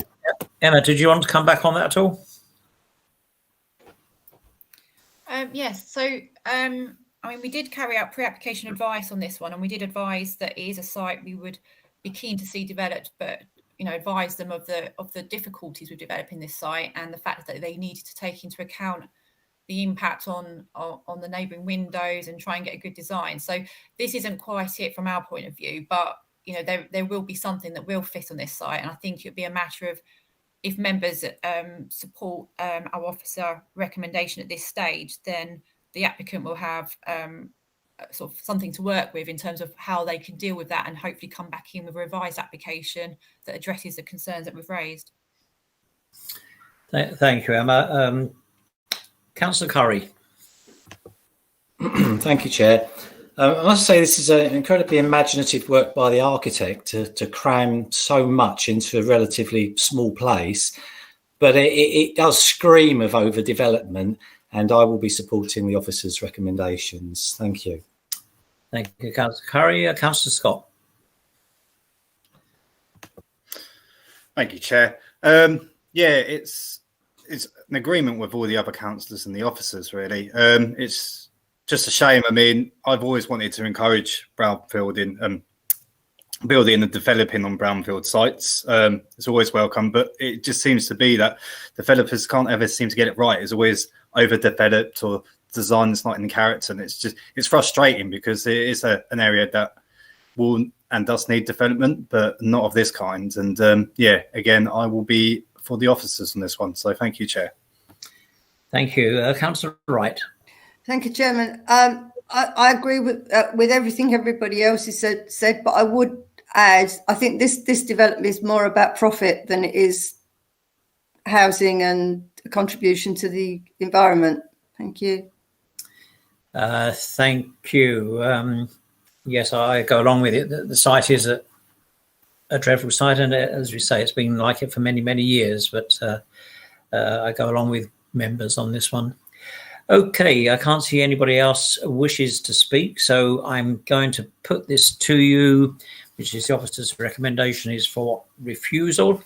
Once again, please, members, if you're for the refusal or against, or you're abstaining, please let me know. Councillor Coleman-Cook. For. Councillor Orban. For. Councillor Bayford. Have we lost you, Jill? Sorry, Chair. For. Thank you. Councillor Curry. For. Councillor Garner. For. Councillor Hart. For, Chair. Councillor Keane. For. Councillor Raskin. For. Councillor Scott. For. Councillor Taylor. For. Councillor Whitehead. For. Councillor Wright. For. And myself, I'm for as well. And I think that is unanimous that we go along with the officer's recommendation for refusal. Thank you, members. That concludes public speaking for this meeting. I will call upon the clerk to read out the remaining planning application. If a member wishes to reserve this application, please will they call out as he reads. I will ask James, I think it's James, to read out agenda item 4C, which is land rear of 9 Oakland Court, Ramsgate. Thank you very much, Chair. As you've said there for me, it is agenda item 4C, land rear of 9 Oakland Court in Ramsgate. Thank you. Thank you. Does anybody wish to speak on this? Don't? Okay. Can I have a proposer to move that the application that have not been reserved be determined in accordance with the officer's recommendation? Could I have a seconder, please? I'll second that, Chair. Thank you, Councillor Orban. Do members agree? Agreed. Agree. Agree. Thank you. Thank you, members. Agenda item 5, which some members will recall has been with us before. I hope you read the very long report. Interesting reading. And I will ask, I think it is Ian Livingston, yes. Yeah, thank you, Ian. To read out the outline report. Thank you. Thank you, Chairman. I'll just share my screen. And okay, can everyone see?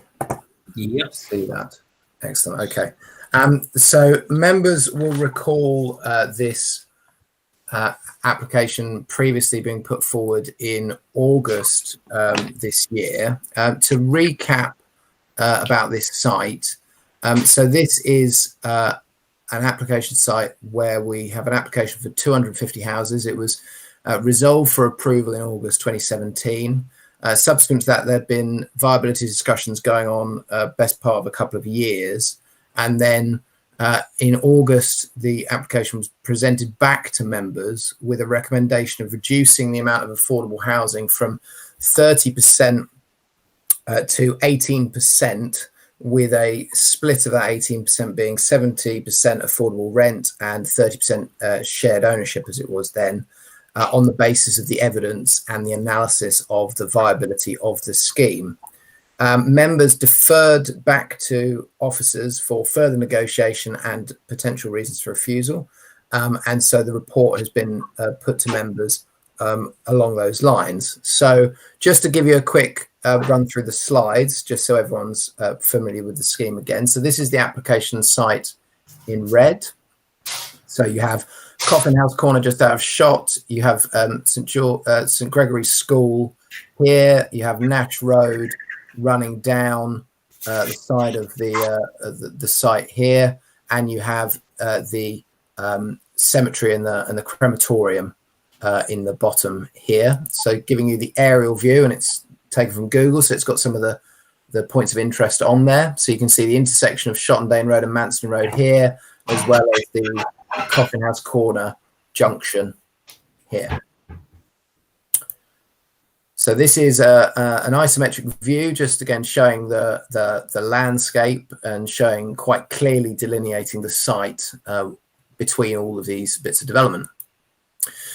So this application site is allocated in the Thanet local plan as adopted in July for 250 homes. It also includes in yellow through the site here one of the key parts of infrastructure within the district as part of the Thanet transport strategy. So this is one of the link roads that effectively will create almost a loop around the bottom half of Coffin House Corner, as well as with the site sort of opposite and down a little bit, which is currently subject to an application that's with the planning department.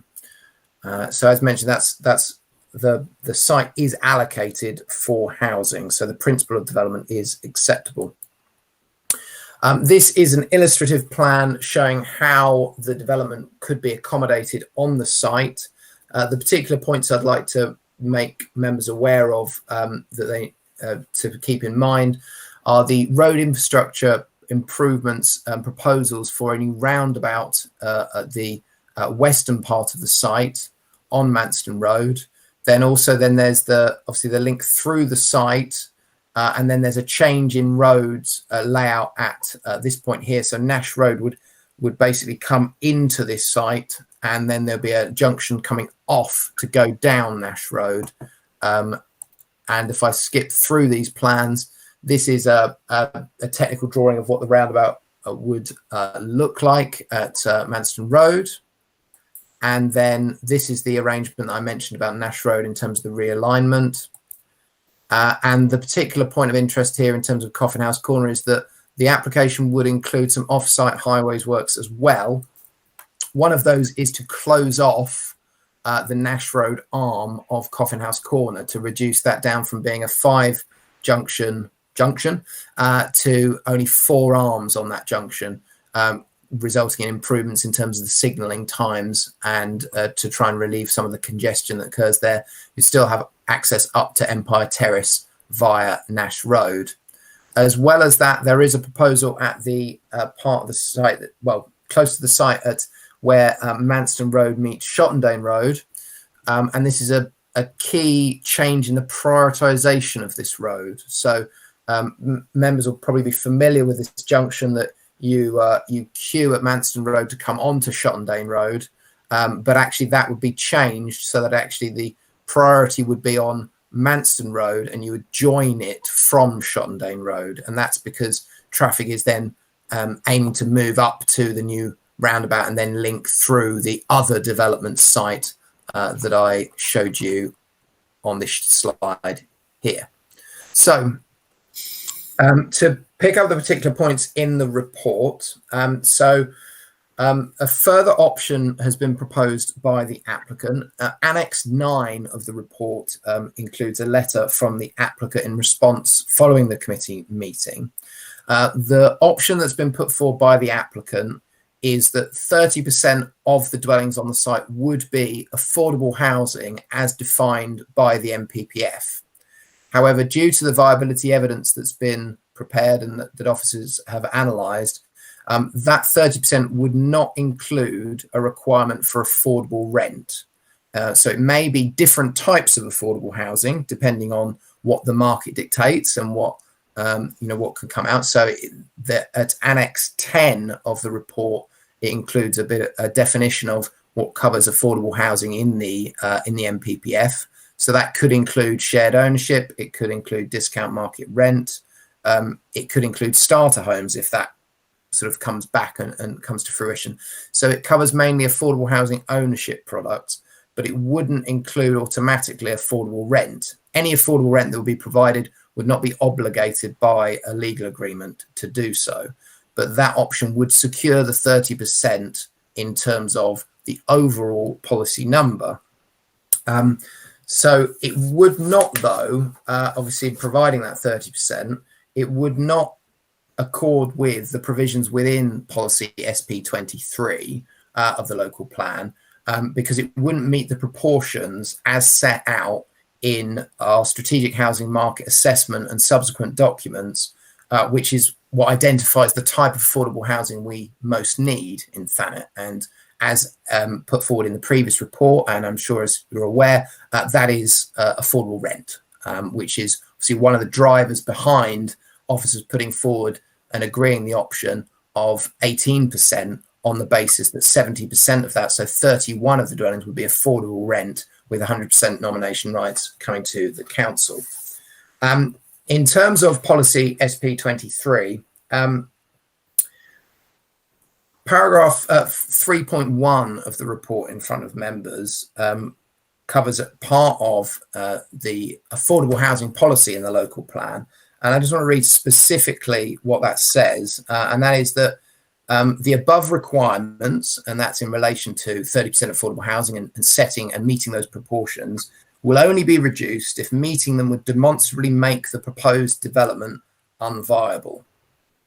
Now, from the officer's analysis and from using the independent consultant's view of the viability, which has been provided to members, meeting the requirements would make this scheme unviable. Now, I understand the concerns of members. Obviously, I was at the meeting previously, and one of those concerns was about the precedent being set.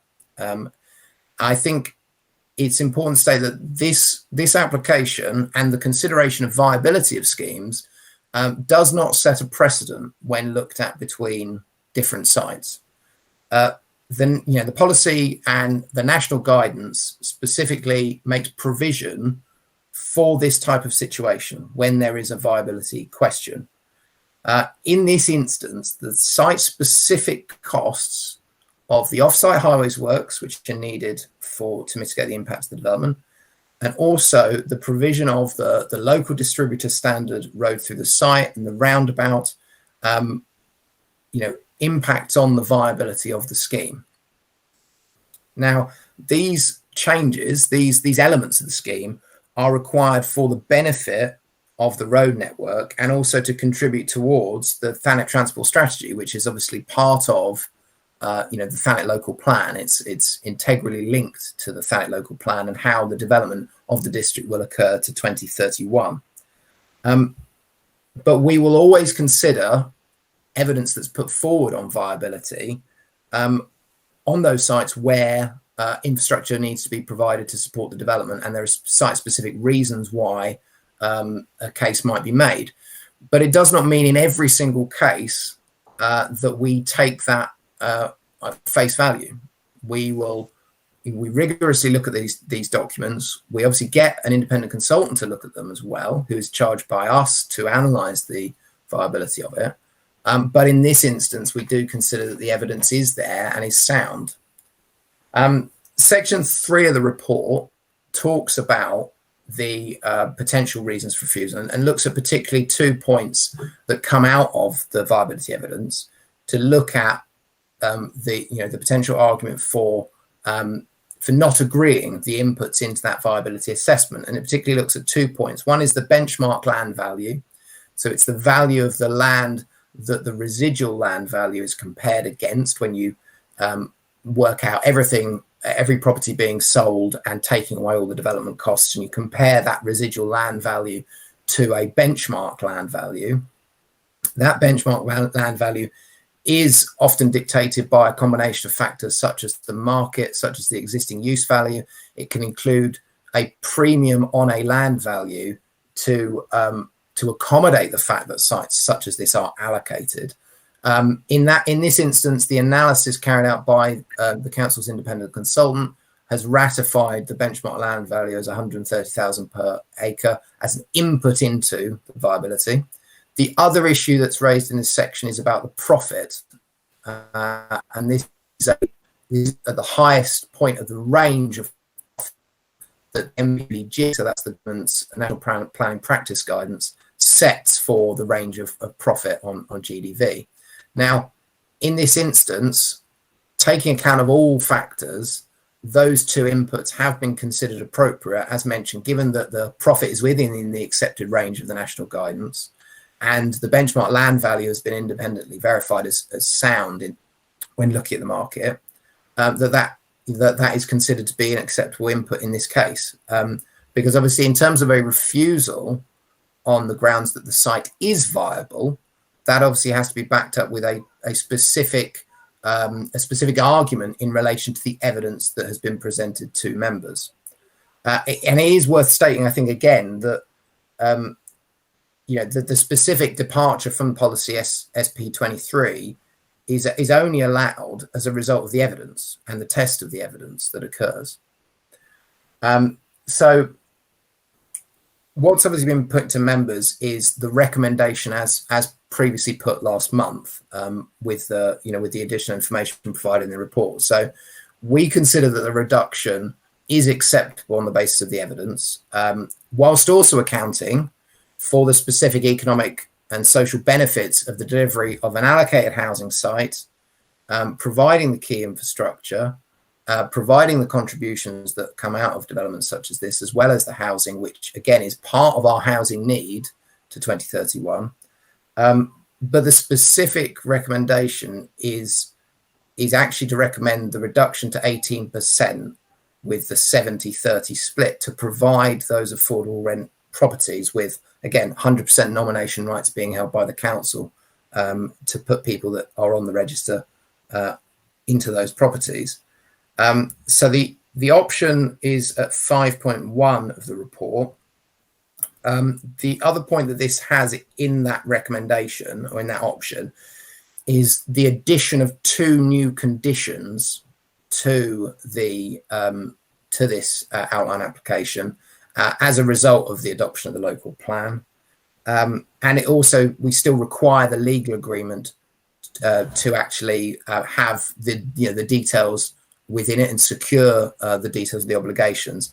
So therefore, the recommendation is to defer to officers for approval on the basis of the recommendation at 5.1.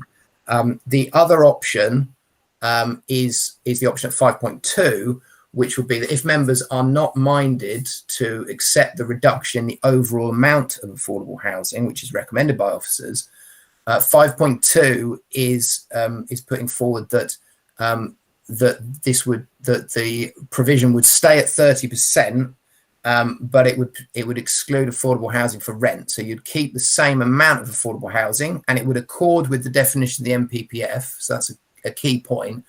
But it wouldn't provide the affordable rent properties, and that's on the basis of the viability evidence that's been provided. So just to make it quite clear, though, the recommendation is for the motion that would be put forward in 5.1 of the report. Thank you, Chairman. Thank you, Ian. I move that the officer's recommendation is adopted. Could the Vice Chair please second? I'll second that, Chair. Thank you, Councillor Coleman Cook. Several speakers here. Councillor Hart. Thank you, Chair. I remember this very well, and I was very vocal on this at the time, I believe. I understand, and I prefer to go for the one where we have a reduced allocation of houses, but it goes to affordable rent, because I think that is what is the right thing to do. However, I would like just to have some confirmation, really, from Ian. If this gets to 3 years down the line, they've just started to put a spade in the ground, the value of properties goes up immensely, and there is even more profit to be had. Can that then go into affordable rental properties? And secondly, what is to say that in 5 years' time, or 7 years' time, when he's built all these houses, he turns around and says, well, I can't give you 70% rent on the 18%. What happens then? Where do we go from there? Is it just another way of trying to worm out giving affordable rentable properties to the populace? Thank you.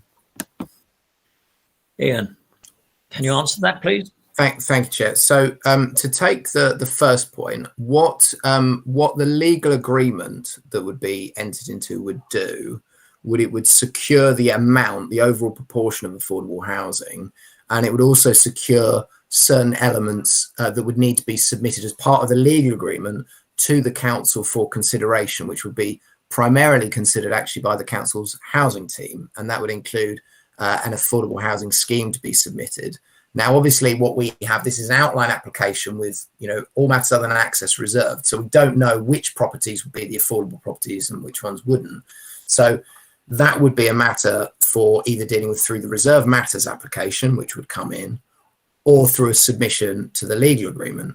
Now, in terms of if market conditions improved in the future, whether or not it was suitable for what has been considered in the past a sort of clawback mechanism. Clawback mechanisms usually will only work over a longer time period, which would work potentially on larger sites. So you will recall the site at Manston Green, where members agreed to reduce the amount of affordable in a particular phase on the basis that a clawback mechanism was inserted, and that's because that scheme was for 800 houses and it was clearly delineated in different phases, and therefore it would come forward over a longer time period, whereas this development will be coming forward relatively quickly in comparison, and therefore it's unlikely that any clawback mechanism would see a sufficient uplift in order to carve out enough money to increase the amount of affordable housing. To come back on the second point, this is something that is, as mentioned actually at the start, it's secured through the legal agreement. So in terms of implementing the planning permission, if granted, they would not be able to sort of continue with the development if they weren't according with the legal agreement. And if they carried on without according with the legal agreement and providing the affordable rent properties that would be secured through the legal agreement, then effectively it is a breach of that agreement, and we are looking at proceedings effectively. So, it is considered that it's unlikely with that legal agreement, which goes with the land as well. So it's an important point that if it's sold off to someone else, they can't just pick up and just ignore the legal agreement. It is something that goes with successors in title. So we would be confident that the affordable housing will be secured as secured through a legal agreement going into the future.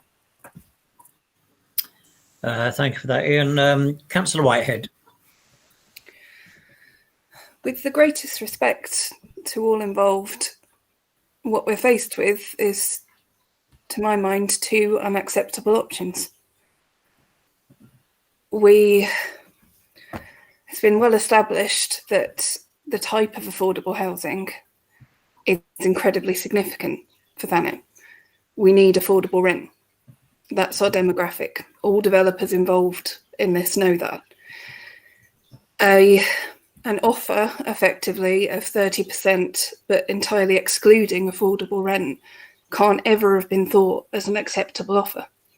There isn't any way that I think any of us would support that, because what we need as an area is affordable rent. We desperately need homes for people. So to say that it's 30% without affordable rent versus accepting a dramatic cut, I can't see how either of these is acceptable. I fully accept the limitations of the system we work within. I fully accept that we are between two stools at this point. But that's what's come back is disappointing in terms of the, in effect, counter offer that's been made here, because no one can have thought that anyone here would think that that's a good idea. So it's effectively saying we have to accept a reduction in order to provide homes for people. And that's something that upsets me greatly. I urge people to think about what we need as an area, which is affordable rent above any other type. I accept that what we're faced with is a reduction. I disagree wholeheartedly with that, even whilst understanding the commercial pressures involved. But I am asking if there is an intermediate ground here. If we are to accept a reduction and we know that what we need in this area is affordable rent, to my mind, we need to be saying, actually, if we're accepting a reduced percentage, then we need to be determining that reduced percentage, and we need to be saying, actually, we need 90% affordable rent. We need more affordable rent. If you're cutting this, then you are cutting the area that frankly doesn't provide for us. And I fully understand that there are business issues here. I fully understand that we are somewhat tied, but this is hugely important for us. And I think it would be wrong for me to not speak out on it at this point. Thank you. Thank you, Councillor Whitehead. Ian, did you want to come back on Councillor Whitehead's comments? Yes, I think, I mean, I just want one point that I didn't mention in my presentation was about the council's adopted housing strategy. Now, it outlines that obviously there are kind of couple of points here. One is about the point that Councillor Whitehead stated about affordable rent being, the most in need, and it is the priority of the council within the housing strategy to provide those, to provide homes for those on low incomes. I mean, the other point in the housing strategy, is that we do obviously want to be proactive with developers to try and deliver housing sites, and that does result in sometimes looking at the reduction in things like affordable housing. It would only be done, and it is only done and put forward to members when there is the evidence behind it. The particular query about wanting a greater proportion of affordable housing, for affordable rent of the 18%, obviously what has been put forward is on the basis that any more than that, any more affordable rent, which obviously has a reduced value in comparison to shared ownership, would make the scheme unviable. And again, that's the evidence that's been presented to members that has been looked at. So whilst I agree with the principles behind it. This is obviously why we've offered the recommendation we've offered on the first option.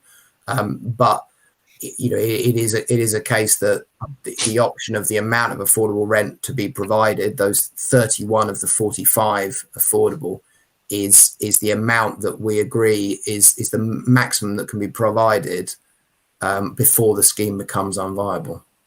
Thank you, Chair. Thank you, Ian. Councillor Bayford. Thank you, Chair.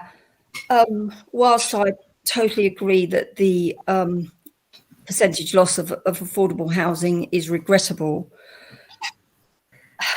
Thanet desperately needs accommodation that is for rent, that is affordable.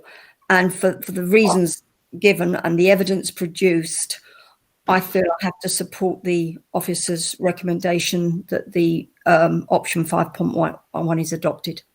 Thank you, Chair. Thank you, Councillor Bayford. Councillor Keane. I did put my questions being answered now. Thank you. Thank you, Councillor Keane. I just saw that you come up on the screen there. Thank you. Councillor Garner. Yeah, thank you. I fully understand and support what was said by Councillor Whitehead earlier about the great need for affordable, not just affordable housing, but affordable rent housing. And I find it very difficult to support either of these proposals.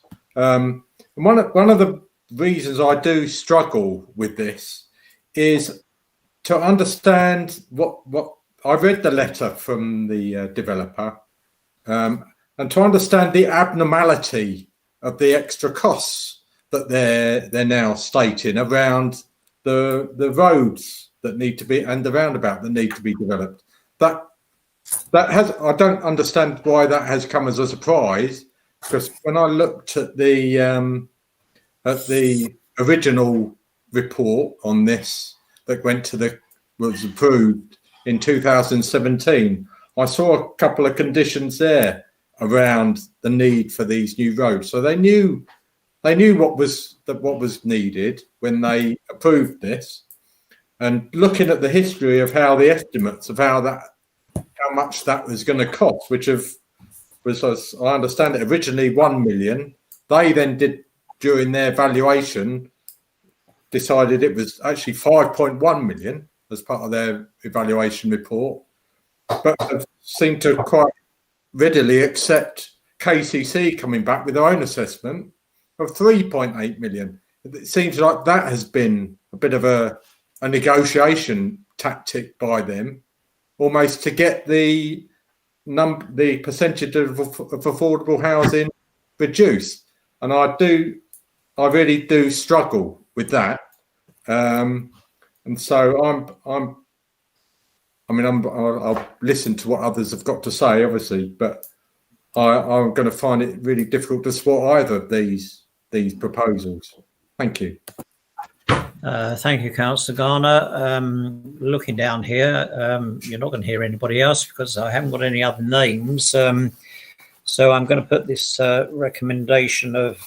officer's recommendation to defer and delegate, which is 5. Sorry, Jeff, can I butt in? I have just put on that I'd like to Sorry, speak, please. Orban, yes, it's just flashed up. Thank you. Carry on, Steve, wherever you've gone.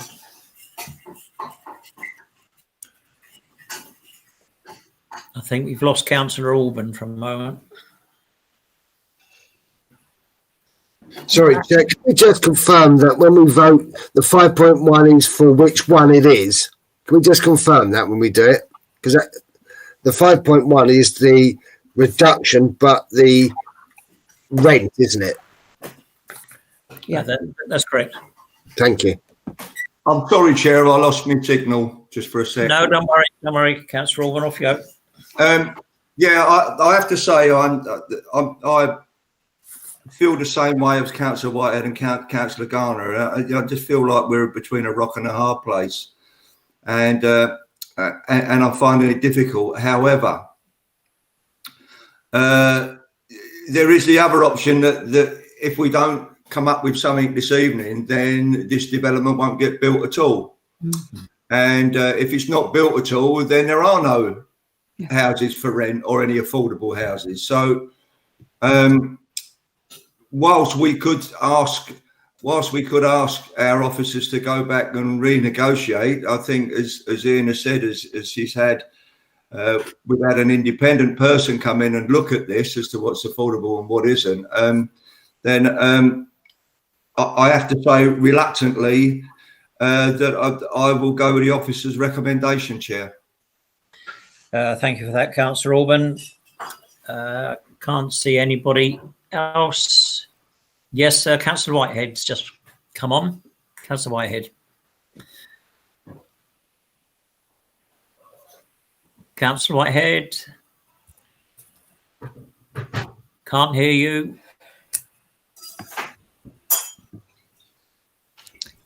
I'm forever doing that. Yeah, I think, as everyone knows, I'm fairly pragmatic. If things need to be done, then you need to get on and do them. My point mainly in speaking before was to emphasise the fact that because of the way the systems work, we're being forced to make choices that aren't suitable for our community. They're what's best for our community because people need houses. But they're choices that we're being railroaded into by the way that we are forced to develop. And I don't think that's acceptable. But in terms of what we need to provide, there is a pragmatic way to do it, and that's to support the affordable rent option.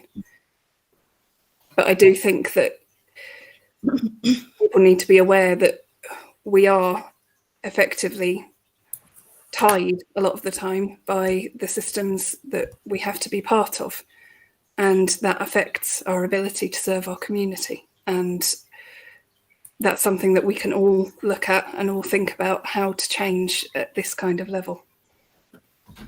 Thank you. Thank you, Councillor Whitehead. So I totally understand, and I'm sure other members know exactly what you're talking about. Okay, members. Yes, Councillor Keane, you want to put back? Yeah, just to say absolutely what Helen has said. I mean, it's with great reluctance that I will feel I have to agree with this. So, thank you.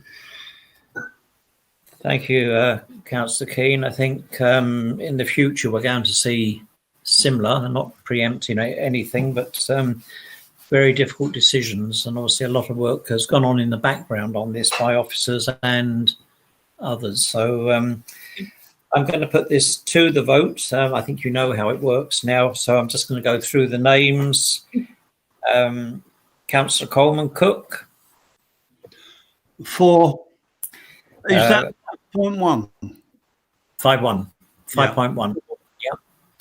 Yeah. Councillor Orban. 4. Councillor Bayford. 4.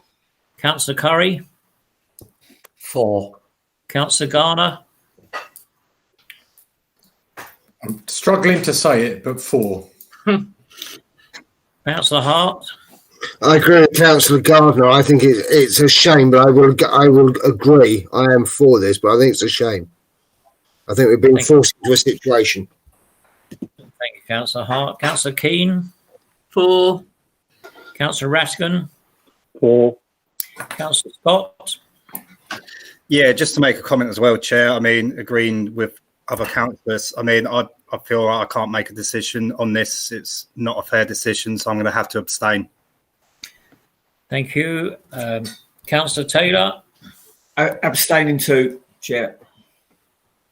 Councillor Whitehead. With great regret, 4. Councillor Wright. Reluctantly 4. Yes, I feel the same. As I've said, it is a difficult one, but we've been given the right advice, and I will go for 4 as well. I believe that motion has been carried. I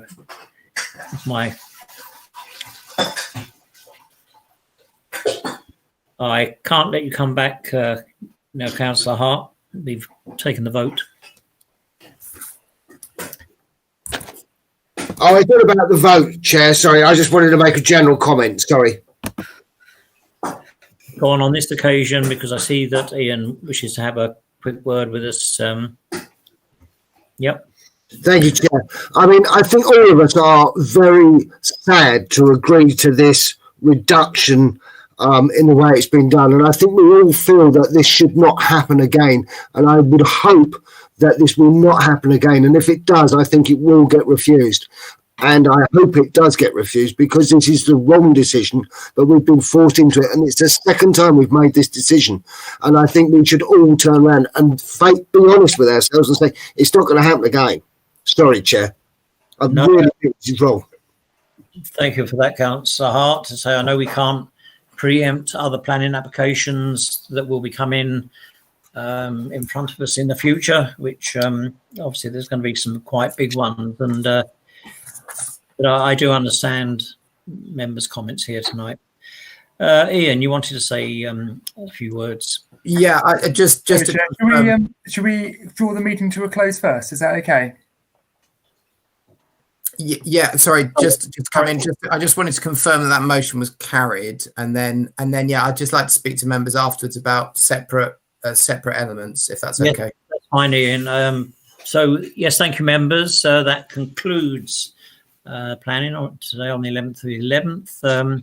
Thank you very much. And I think you have seen that we meet again next week with a little bit of a smaller agenda.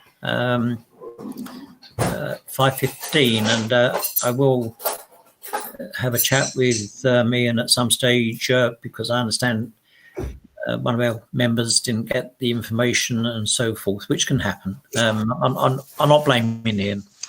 So thank you, members.